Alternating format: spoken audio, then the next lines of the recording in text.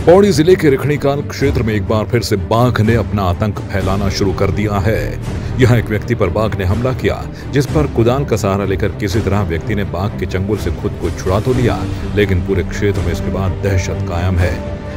दूसरी तरफ पौड़ी जिले के ही गडोली में एक 10 वर्षीय बालिका और तमला क्षेत्र में 40 वर्षीय व्यक्ति पर हमला करने वाले दो अलग अलग गुलदार अब भी दहशत मचा रहे हैं। गडोली क्षेत्र में गुलदार के हमले में घायल 10 वर्षीय बालिका के चेहरे, गर्दन और कमर में गुलदार ने अपने पंजे के निशान और बालिका की चुप्पी गुलदार की दहशत को बयां करने के लिए काफी है। ग्रामीणों का कहना है कि गुलदार की चहलकदमी लगातार ही गाँव में बनी हुई है। गुलदार के हमले के बाद वन विभाग ने गाँव तक पिंजरे तो पहुँचाए, लेकिन पिंजरे अभी तक नहीं लगाए गए हैं, जिसके लिए उच्च अधिकारियों के आदेश का इंतजार किया जा रहा है, जिससे ग्रामीणों में आक्रोश है। ग्रामीणों का कहना है कि जिलाधिकारी ने बालिका के उपचार के लिए बालिका को हायर सेंटर में निःशुल्क उपचार की बात की। वहीं बालिका को जैसे ही एम्स ऋषिकेश में उपचार के लिए पहुंचाया गया तो यहां अस्पताल प्रशासन आनाकानी करने लगा और बिना उपचार के ही बालिका को परिजन घर ले आए। वहीं गुलदार की बढ़ती दहशत पर ग्रामीणों का कहना है कि शायद शासन प्रशासन किसी और घटना के होने के इंतजार में है, इसलिए अभी तक पिंजरे सिर्फ शो पीस के लिए ही गाँव में पहुंचाए गए हैं, जबकि गाँव में गुलदार की ट्रैपिंग के लिए कैमरे भी लगाए गए हैं। जब हम यहाँ से पहले पौड़ी गए थे डीएम साहब के पास, उन्होंने हमको सीधे एम्स के लिए बोला, आपका एक खर्च लगेगा, खाली जो लगेगा तुम्हारा गाड़ी का किराया लगेगा, खाने का लगेगा, इलाज उसका फ्री होगा। वहाँ गई, उन्होंने हमको वहाँ गई, हम भाई क्यों लाई आप इस लड़की को बोले यहाँ पर किस लिए लाई बल, हमने कहा डीएम साहब ने भेजा, बट डीएम को क्यों नहीं लाया आप यहाँ पर, उनको लाना चाहिए था बोला आपको। फिर उन्होंने हम बाहर गए दवाई के लिए, फिर आधार कार्ड के लिए ये हुआ, उसका आधार कार्ड गाड़ी में छूट गया था, पर आधार कार्ड क्यों नहीं लाया बल, पर उन्होंने फिर पर्चा दिया बनाने के लिए, फिर उन्होंने पर्चा नहीं बनाया। फिर हमारा जब आधार कार्ड आया था फिर उन्होंने हमारा पर्चा बनाया। तो ऐसी थी कि पहले यहाँ से तो हमें गाड़ी नहीं मिली, हम चाह रहे थे कि हमें छोटी गाड़ी मिले हॉस्पिटल से, फिर छोटी गाड़ी नहीं मिली, बड़ी मुश्किल से 108 मिली, वो भी आधे रास्ते तक मिली। फिर वहाँ से दूसरी एम्बुलेंस आई ऋषिकेश से, तो वो नशे में धुत था एम्बुलेंस का ड्राइवर, वो जैसे तैसे करके ले गया। वहाँ पे गए, 2 लोग पहले चले गए थे एम्बुलेंस में, 2 लोग गाड़ी में गए, तो आधार कार्ड हम लोगों के पास छोड़ गया था। आधार कार्ड के चक्कर में उन्होंने 1 घंटे रुका दिया कि भैया जब आधार कार्ड आएगा तब पर्चा बनेगा।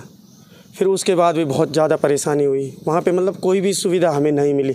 जैसे डीएम साहब ने बोला था कि आप जाओ वहाँ पे आपको सारी सुविधाएं मिलेंगी, वहाँ पे हमें कोई सुविधाएं नहीं मिली, ना ही पर्चे से लेके कोई भी चीज़। उन्होंने कहा था कि हम एक PRD वाला देंगे, नहीं हमें PRD वाला भी नहीं चाहिए था, पर ये था कि सुविधाएँ देते हैं। हमने पैसे इतने नहीं ले जा रखे थे, क्योंकि वो भी एक गरीब आदमी है, मज़दूर आदमी है, जैसे तैसे करके पैसे किए, इकट्ठे किए, मतलब 10-12 हज़ार रुपये का हमारा ये लगा लो कि बिल बैठा है। छोटा मोटा तो छोड़ो, परेशानी मतलब आप रात को 3 बजे एक इंजेक्शन मंगा रहे हो, 7:30 बजे 8 बजे उसको लगा रहे हो, तो सुबह मंगाओ 8 बजे उन्होंने हमें डिस्चार्ज कर दिया। सारी व्यवस्थाएं चकनाचूर हो रखी हैं। हमारा गढ़वाल में एक कहावत कि सोने बिरल मी बनौल पर म्याऊं को कर लो। जनता ने भाजपा को, डबल इंजन को देश और प्रदेश में पूरे बहुमत से, संपूर्ण बहुमत से जिताकर सत्ता में बिठाया है, मगर वही बात है कि सोने बिरल मी बनौल पर म्याऊं को कर लो। कोई भी ये सिर्फ दिखावे की राजनीति करते हैं। जिलाधिकारी ने घटना की गंभीरता को देखते हुए गडोली के स्कूल 10 जून तक के लिए बंद कर दिए हैं और वन विभाग को कड़े कदम उठाने के निर्देश भी दिए हैं। जबकि रिखणीखाल में बाघ के हमलावर होने पर मुख्य वन संरक्षक गढ़वाल नरेश कुमार ने बताया कि उच्च अधिकारियों के निर्देश के बाद रिखणीखाल में बाघ की पकड़ के लिए प्रभावी कदम उठाए जाएंगे, लेकिन वन विभाग की टीम को उन्होंने लगातार गश्त करने के निर्देश दे दिए हैं।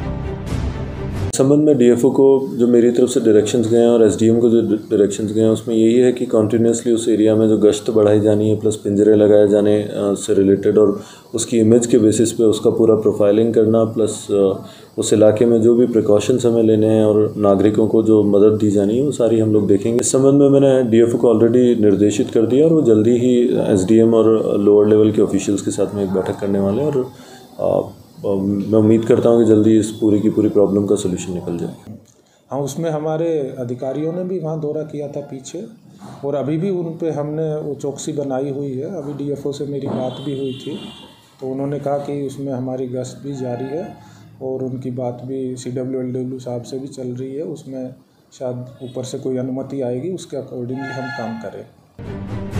गुलदार और बाघ की दहशत की रोकथाम के लिए अगर जल्द कोई ठोस कदम न उठाए गए तो इसके परिणाम घातक हो सकते हैं।